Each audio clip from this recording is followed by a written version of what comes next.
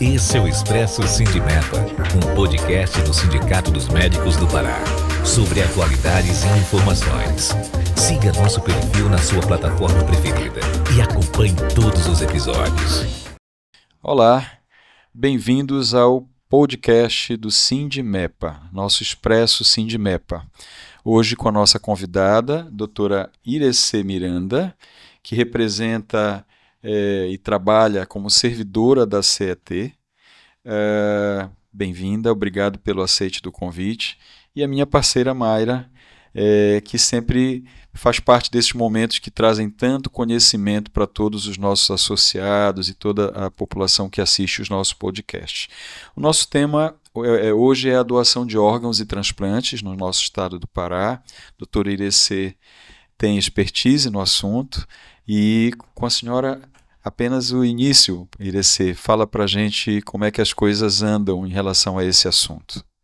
Bom, em primeiro lugar, eu agradeço, a oportunidade de falar sobre um assunto que, para mim, é apaixonante e a gente está conversando, sobre esse tema que ainda requer muitas conversas como essa para a nossa população, para o nosso estado e para a região norte em particular. Com certeza. Tá certo, doutora. Nós estamos no Setembro Verde, que é o mês de conscientização. Para a gente começar, vamos explicar o que é o Setembro Verde, qual a importância dessa data? Setembro, assim como tem muitas ações e muitas temáticas que requer campanhas, e o setembro tem outras cores, que chamam a atenção, mas o verde, do setembro, o Setembro Verde, é o verde da esperança, é o verde de quem está na fila do transplante à espera de um órgão. Então, por isso que é o Setembro Verde. O verde representa a cor da esperança, então a esperança para quem realmente quer receber um órgão e ser transplantado. E o mês de setembro é por causa da data em particular. Dia 27 de setembro é o Dia Nacional do Doador de Órgãos. Isso foi instituído por lei e essa data ela foi muito bem pensada e escolhida porque é o dia de São Cosme e São Damião. Então, eles têm uma história em relação ao transplante. Então, diz a lenda que Cosme e Damião realizaram o primeiro transplante da humanidade. E Cosme e Damião, o que leva, então, a essa ligação com o transplante de órgãos é que, no século XVI, um diácono de uma igreja lá da Itália teve a perna amputada por uma infecção, e a história conta que seria uma gangrena, então infeccionou e foi amputada a perna. E naquele mesmo dia, houve a morte de um africano no local onde ele estava. E Cosme e Damião, nesse momento, nessa época, já tinha morrido, eles já tinham falecido, já faziam mais de 200 anos. Então, ele diz que durante o sono, o diácono contou que durante o sono dele, Cosme e Damião o visitaram e pegaram a perna do africano que havia falecido e colocaram no lugar da perna dele amputada. Então, essa história contada por ele foi pintada, tem uma pintura, houve um pintor que colocou isso numa tela, e hoje isso está no museu lá da Itália, essa ilustração dessa história, aonde realmente ele conta os detalhes de uma sala cirúrgica aonde aconteceu tudo isso. Então, por isso Cosme e Damião tem essa importância. Cosme e Damião também, é considerado o padroeiro dos cirurgiões. Sim. E, então, do dia 27 de setembro, o Brasil inteiro, na verdade, durante todo o mês de setembro, entra em campanha pela doação de órgãos e conscientização, então, da população. Então, é um momento que se intensifica muito, né, a campanha sobre a doação de órgãos no Brasil. Uma analogia interessante, né? Sim, Irecê, nesse cenário atual, como é que anda a situação da doação de órgãos no nosso país e especificamente no nosso estado do Pará? Nós sempre tomamos, né, como referência, né, do episódio da pandemia, mas é fato que de lá para cá a recuperação, né, da doação e do transplante para o que se fazia antes da pandemia, ela foi lenta. Mas em 2022, 2023, né, o Brasil foi alcançando números bem melhores, né, e em 2023, 2024, o Brasil, então, né, em especial 2024, o Brasil fala realmente de um momento muito importante, onde houve o aumento histórico, né, tanto da doação como dos transplantes em todo o país. E o Pará também não foi diferente, né? Em 2024, né, alcançou um número histórico aqui no estado, tanto de doador, que passou de 11 doadores para 30 doadores, né, isso em números absolutos, e em questão de transplantes, né, de 36 transplantes passa a fazer 74 transplantes de órgãos. Então, realmente é um número, né, que a gente viu expressivo, né, que aumentou. Isso também, né, não só com a central de transplantes, mas com a participação de todos os que integram esse sistema, né? Sem dúvida. Bom, quais seriam, na sua opinião, os principais entraves culturais e sociais que atrapalham o processo da doação de órgãos? A falta de informação, né, da população em geral ainda é muito observada.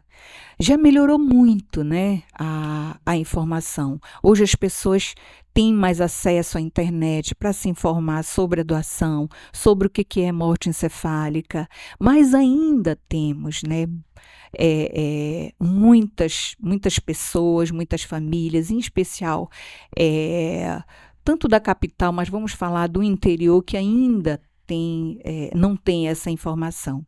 Então, quando, né, o seu familiar vem para um atendimento, né, distante ali, né, do seu local, sai do interior e vem para a capital, né, ele não traz essa informação. Então, a falta de informação ainda repercute muito, né?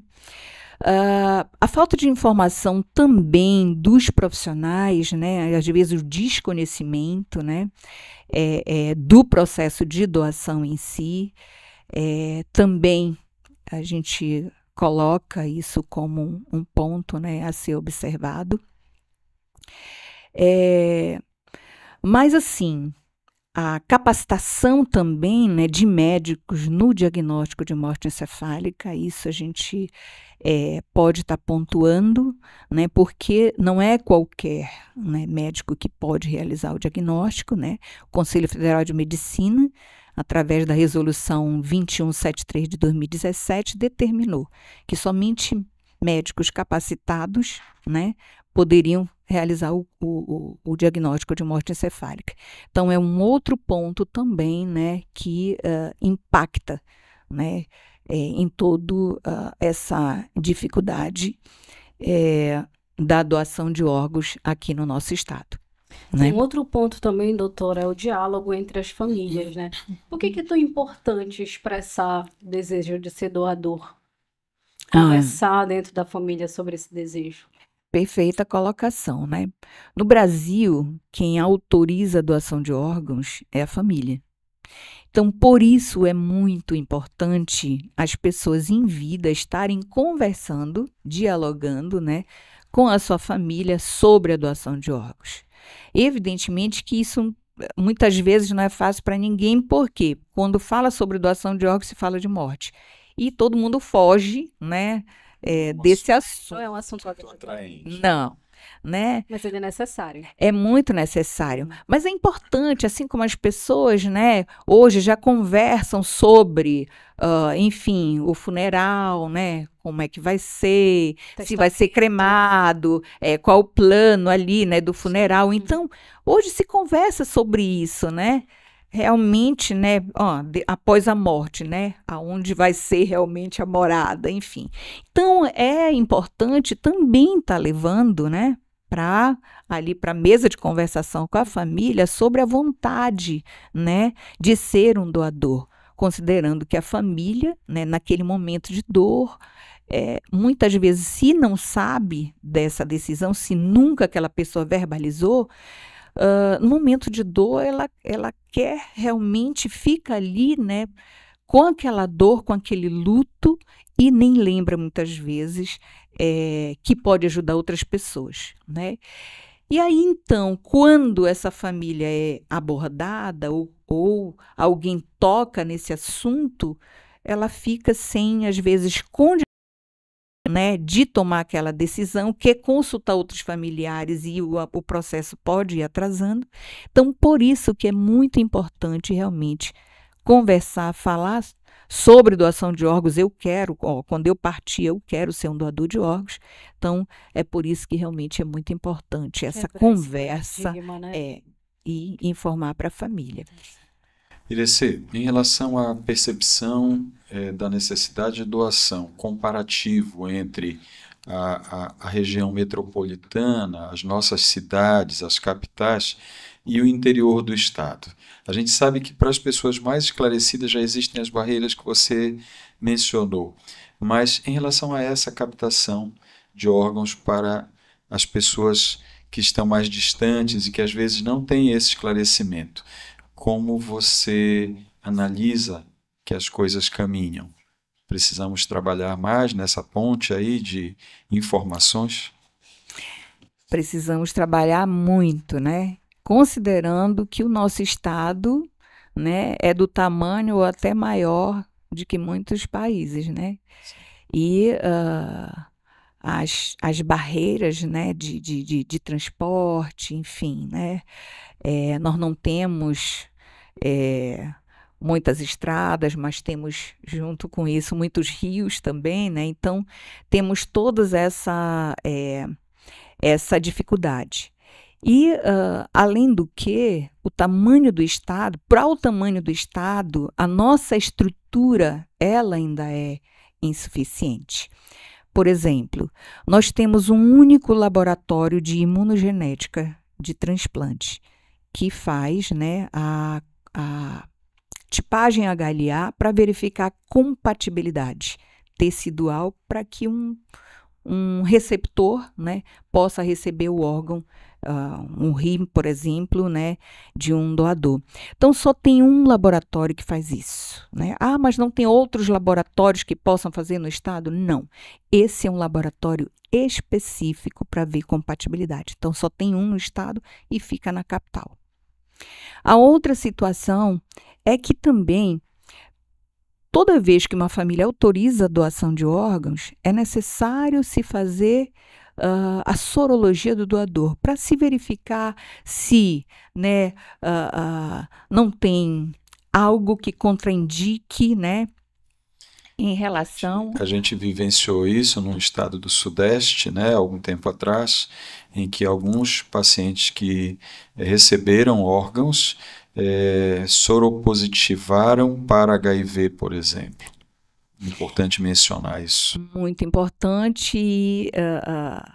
Esse parêntese aí, né, do que aconteceu, vê tanto a importância de realizar essas sorologias, esses exames no doador, para que isso não seja passado para o receptor no momento que ele vai receber aquele órgão, mas também, né, a seriedade da Secretaria de Saúde, do Estado ali, verificar quem é que está fazendo esses exames.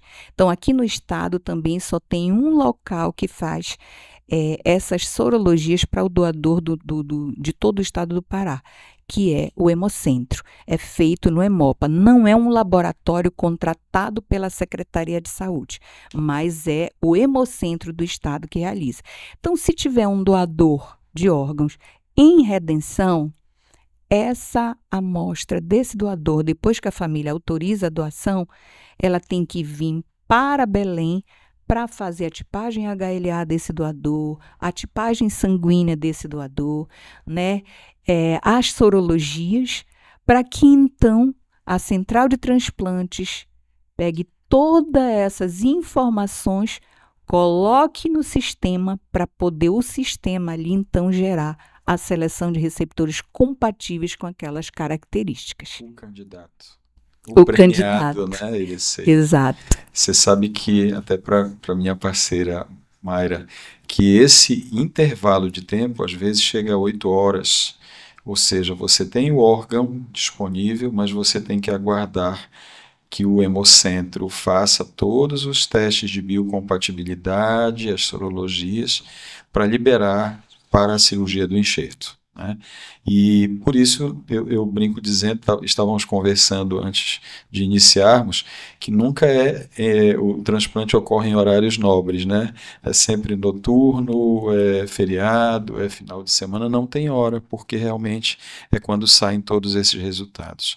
E o que é pior, às vezes a gente torce muito para que seja para um paciente nosso na minha área, né, pediátrico, e às vezes não há essa compatibilidade e acaba indo para alguém que não está dentro da nossa instituição, né? Em relação à influência da religião, você considera que há um bloqueio ou alguma limitação em relação à doação por essa razão? Porque algumas religiões, a maioria na verdade, né, acredito que o cristianismo, o catolicismo, eles veem o ato de doação como um ato de solidariedade, amor, mas tem algumas ainda, por exemplo, como o hinduísmo, o budismo, que tratam como um entrave, né, como se fosse uma atitude, uma decisão somente do indivíduo. Como é que você enxerga isso? Eu posso dizer que no passado, realmente a religião, as religiões, né, e aí sim realmente era a maioria, eram bem resistentes. Mas hoje a gente vê um outro cenário. É um outro cenário. Tanto do catolicismo, né, da comunidade evangélica e do próprio Testemunho de Jeová, né, que realmente não aceita, por exemplo, a doação de sangue, né? Mas no caso do órgão, uma vez, né, enfim, que médicos já reuniram, né, e já explicaram como é que acontece, né, quando o órgão ele é retirado, né, e ocorre toda aquela, né, a perfusão do órgão, né, doutor Amoras, né? Momento mais bonito, né? A reperfusão. Verdade. E aí, então, com esse conhecimento, né, então começa a ter essa mudança. A outra coisa que tem algumas religiões, por exemplo, né, que tem alguns rituais de funeral, também a santidade do corpo, ou seja, que ele realmente vá ser enterrado, vá para o funeral, né, íntegro, sem mexer ali naquele corpo, ou então alguns outros, né, pensam no caso da ressurreição, né, como é que vai ressuscitar ali sem estar completo. Então todas essas informações, né, é muito importante falar sobre isso no momento oportuno, que é um momento, não naquele momento que está conversando com a família sobre uma doação, uma entrevista familiar, naquele momento que ela perdeu aquela pessoa querida, que a gente vai conversar sobre a doação de órgãos. Este não é o momento. O momento quando vai em escolas, numa praça pública, em outros momentos de sensibilização, aí sim se trata até mesmo sobre as religiões ou palestras em igrejas, né, de conscientização, e onde a gente traz alguns versículos, algumas passagens bíblicas, né, e colocam realmente, né, aquele pastor, aquele padre, enfim, aquele representante, né, daquela religião, para refletir sobre isso. Então, aí, quando nós comentamos, né, quem foi o maior doador, né, da humanidade, né, que não doou apenas, né, um órgão, mas doou a vida, né? Então, Jesus Cristo. E então a gente vem trazendo, né, algumas passagens bíblicas. A gente também sempre fala, né, de uma passagem que tem na Bíblia em que Deus fala ali para um profeta que ele profetize num vale de ossos secos onde tinham só ossos de pessoas, né? Então, se você tiver fé, profetize em cima desses ossos que ali vai se levantar um exército para lhe ajudar nessa batalha. E assim foi feito.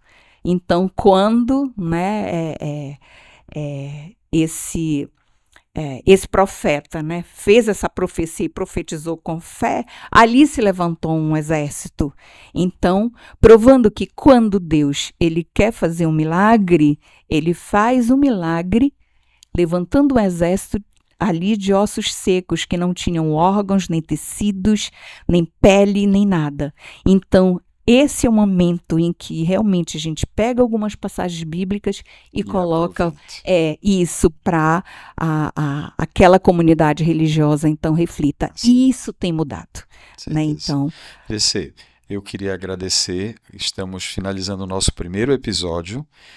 Convido a todos que peguem o seu cafezinho e acompanhem o Expresso Sindimepa. Mayra, não vamos perder o próximo, né? Vamos juntos, porque o assunto é muito interessante e ainda temos muitas coisas que eu convido a todos a participarem no próximo episódio. Agradeço e esperamos vocês.